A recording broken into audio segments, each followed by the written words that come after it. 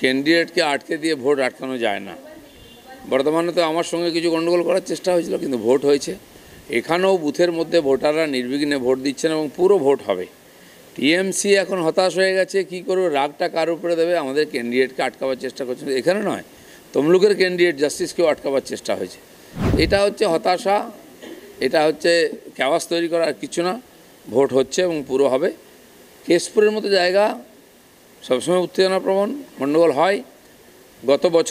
গত ভোটেতে ভারতী ঘোষকে ওখানে আটকানো হয়েছিল এবং একতরফা ওখানে 90,000 লিড নেওয়া হয়েছিল। এবারে সেটা হবে না, যাতে না হয় হিরণ সেটা চেষ্টা করছে ওখানে। আমার মনে হয় ওখানেও ভোট ঠিকঠাক হবে। আমার কাছে খবর এসছে কেশপুরে কয়েকটা বুথে গণ্ডগোল হয়েছে, আমি ওদেরকে খবর পাঠিয়েছি।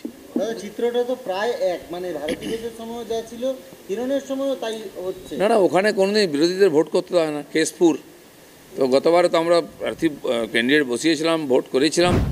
এবারে আরও পিসফুল ভোট হবে। কিছু গুন্ডা বদমাশ আছে, তারা গণ্ডগোল করার চেষ্টা করে, কিন্তু মানুষ ভোট দেবে। হিরণ বলেছেন 280টা বুথের মধ্যে 180টাতে এজেন্ট বসতে দেওয়া হয়নি। ওখানে থাকে উত্তেজনাপ্রবণ কিছু জায়গা, সেখানে বসতে চায় না বা বসতে দেওয়া হয় না, ভাগিয়ে দেওয়া হয়, ভয় দেখানো হয়। কিন্তু সাধারণ মানুষ তো ভোট দেবেন, তাকে তো আটকাতে পারবে না কেউ। দাদা, বারবার এই সিআরপিএফের ভূমিকা নিয়ে এবার প্রশ্ন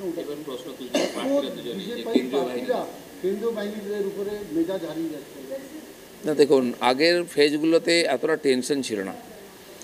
এই যে আজকে 9টা সিটে ভোট হচ্ছে, 9টা সিটে আমরা জিতব, সেই জন্য টিএমসি হতাশ হয়ে গিয়ে বারবার হিংসা করার চেষ্টা করছে, ঝামেলা করার চেষ্টা করছে।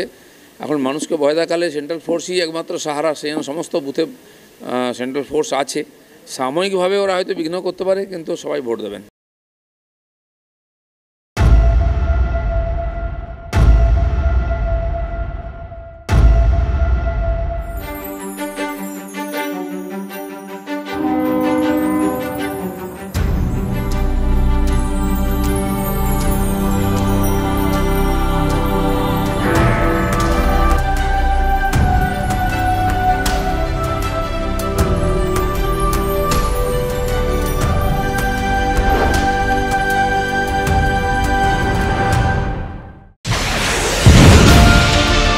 রাজনৈতিক তরজায় টকশোয়ের হট্টগোলে হারিয়ে যায় কিছু গুরুত্বপূর্ণ খবর, দেশ বিদেশের না জানা খবর যা চমকে দেবে আপনাকে।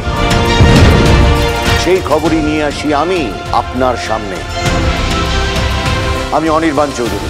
দেখুন স্ট্রেট কাট, সোম থেকে শনি রাত 10টায় TV9 বাংলায়।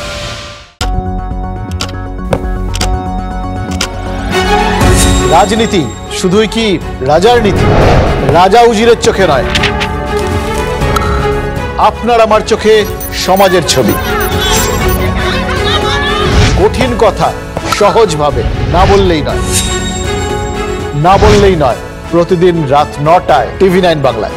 TV9 বাংলা না দেখলেই নয়।